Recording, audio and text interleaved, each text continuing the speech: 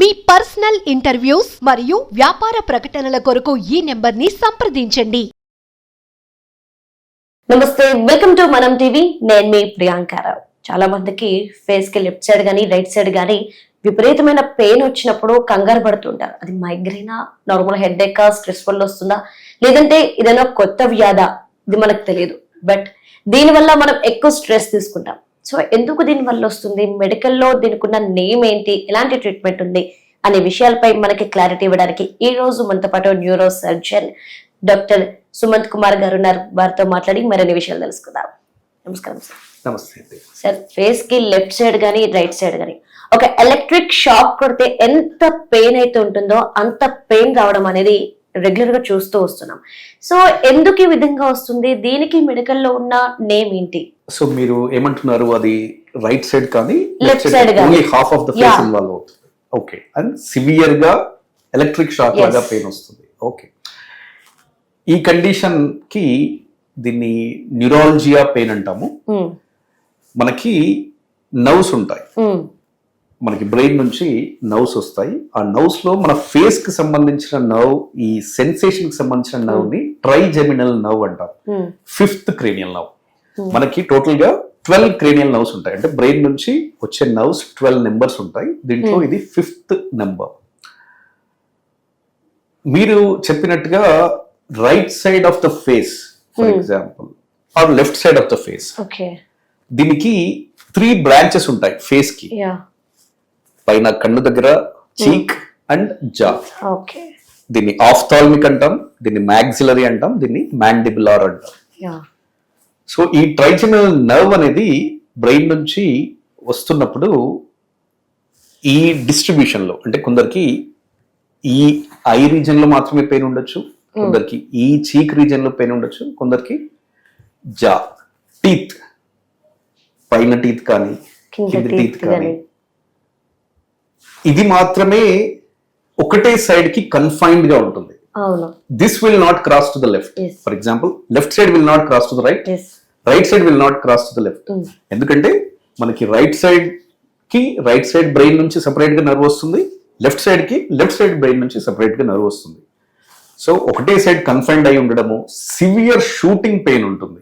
Reason ఏంటంటే brain నుంచి మనకి నర్వ్స్ తో పాటు బ్లడ్ వెసల్స్ కూడా ఉంటాయి. అంటే సింపుల్ లాంగ్వేజ్ లో చెప్పాలంటే electric cable is nothing but a nerve. Electric cable తో పాటు వాటర్ పైప్. వాటర్ పైప్ అనేది బ్లడ్ వెసల్ అనుకుందాం.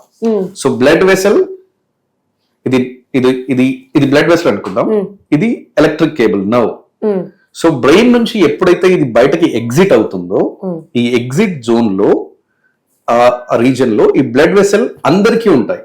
మనకి నర్వ్ ఎంత ఇంపార్టెంటో బ్లడ్ వెసల్ ఉండడం కూడా అంతే ఇంపార్టెంట్.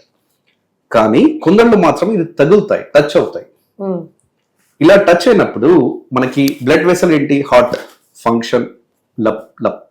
సో ఈ టైంలో ఇది దీనికి టచ్ అవుతుంది వెళ్తుంది. సో అలా తగిలిన ప్రతిసారి ఆ డిస్ట్రిబ్యూషన్ లో పెయిన్ వస్తుంది. ఇది యాక్చువల్గా జరిగేది లోపల బ్రెయిన్ దగ్గర, కానీ పేషెంట్ ఎక్స్పీరియన్స్ అయ్యే పెయిన్ బయట. సో సివియర్ పెయిన్ ఉంటుంది. దీనికి ట్రీట్మెంట్ అనేది ఉంది. It's very much well established treatment ఉంది. సో సింపుల్ మెడిసిన్స్ నుంచి సర్జరీ వరకు డిఫరెంట్ టైప్ ఆఫ్ ట్రీట్మెంట్ అనేది ఉంటుంది. ఇంకా నెక్స్ట్ అంటే దీనికి సరే అది దాన్ని మనం ఎలా ఐడెంటిఫై చేయాలి, దానికి ఏ ట్రీట్మెంట్ అంటే ఏ పేషెంట్ కి ఏది సూటబుల్ అనేది విషయాలు మనం మాట్లాడితే, ఇక్కడ ఎగ్జాక్ట్ గా నర్వ్ కి ఇది తగులుతుంటే కొన్నాళ్ళుగా, ఉదాహరణకి మనకి ఏదైనా చెట్టుకి ఇంకొక వేరే చెట్టు ఏదైనా చుట్టుకుంది అనుకుందాం, దీని ఇంప్రెషన్ పడుతుంది ఆ స్టెమ్ పైన. అలానే ఈ నర్వ్ కి బ్లడ్ వెసల్ తగిలినప్పుడు దీని ఇంప్రెషన్ నర్వ్ పైన వస్తుంది. దాన్ని డిమైలినేషన్ అంటాం. అంటే నర్వ్ పైన ఉన్న ఆ లేయర్ అనేది డిస్టర్బ్ అవుతుంది. సో ఆ టైంలో ఇనీషియల్ గా మనం టాబ్లెట్స్ పెడితే వాళ్ళకి పెయిన్ తగ్గుతుంది. పెయిన్ రెస్పాన్స్ కి, పెయిన్ కి టాబ్లెట్స్ కి వాళ్ళకి రెస్పాన్స్ ఉంటుంది, తగ్గుతుంది. కానీ కొన్నాళ్ళుగా టాబ్లెట్ డోస్ పెంచాల్సి వస్తుంది. ఫర్ ఎగ్జాంపుల్ ఈ రోజు మనం 200 mg మార్నింగ్ ఈవినింగ్ వేసుకుంటాం, ఇంకొన్నాళ్ళకి అది 400 mg 600 mg. అలా ఇంకొక సెకండ్ డ్రగ్ యాడ్ చేయాల్సి వస్తుంది. సో ఈ డ్రగ్ డోసేజ్ పెరుగుతుంది, మల్టిపుల్ డ్రగ్స్ చేయాల్సి వస్తాయి, బట్ స్టిల్ మనకి ఇక్కడ ప్రాబ్లం అనేది ఇలానే ఉంటుంది. కాబట్టి దీంతో పాటు నర్వ్ అనేది కూడా నెమ్మదిగా డ్యామేజ్ అవుతూ వస్తుంటుంది. కాబట్టి టాబ్లెట్స్ వేస్తున్నా కానీ పెయిన్ సివియర్ గానే ఉంటుంది. సో ఏం చేయాలి నెక్స్ట్? మనం టాబ్లెట్స్ వేస్తున్నాము అయినా కావట్లేదు, కొన్నాళ్ళు అయింది, 2 years అయింది, 5 years అయింది, రూట్ బ్లాక్స్ ఉంటాయి. యాక్చువల్గా ఇలాంటి పేషెంట్స్ కొందరు డెంటిస్ట్లను కలుస్తారు. ఎందుకంటే ఈ డిస్ట్రిబ్యూషన్ లో మనకి టీత్ కి కూడా పెయిన్ ఉంటుంది. సో వాళ్ళు ఎలా అంటే టీత్ పెయిన్ అనుకుంటారు. టీత్ పెయిన్ అనుకుని డెంటిస్ట్లను కలిసి ఆ సిచ్యువేషన్ లో టీత్ ఎక్స్ట్రాక్షన్స్ చేసుకునే సినేరియోస్ కూడా ఉన్నాయి. బట్ అయినప్పటికీ కూడా పెయిన్ మాత్రం ఉంటుంది. ఎందుకు అంటే ప్రాబ్లం బ్రెయిన్ దగ్గర నుంచి ఉంది కాబట్టి. సో దీనికి రూట్ బ్లాక్స్ ఇవ్వచ్చు. ఎక్కడైతే నర్వ్ వస్తుందో నర్వ్ కి రూట్ బ్లాక్స్ ఇవ్వచ్చు. ఇది మెడిసిన్స్ వల్ల కాకుండా కూడా ఉంటే ఇంకా నెక్స్ట్ పర్మనెంట్ సొల్యూషన్ ఏదైనా ఉందా? మనం రూట్ బ్లాక్స్ ఇచ్చినా కానీ మేబీ టెంపరీ అని చెప్పొచ్చు. అంటే కొన్ని సంవత్సరాల వరకు పెయిన్ ఉండదు. మనకి లిటరేచర్ లో లాంగెస్ట్ లాంగ్విటీ అంటే దీనికి ప్రాబబుల్ గా ఉన్న బెస్ట్ సొల్యూషన్ ఏంటంటే సర్జరీ చేసి దాన్ని మా లాంగ్వేజ్ లో మైక్రోవాస్క్యులర్ డికంప్రెషన్ అంటాం.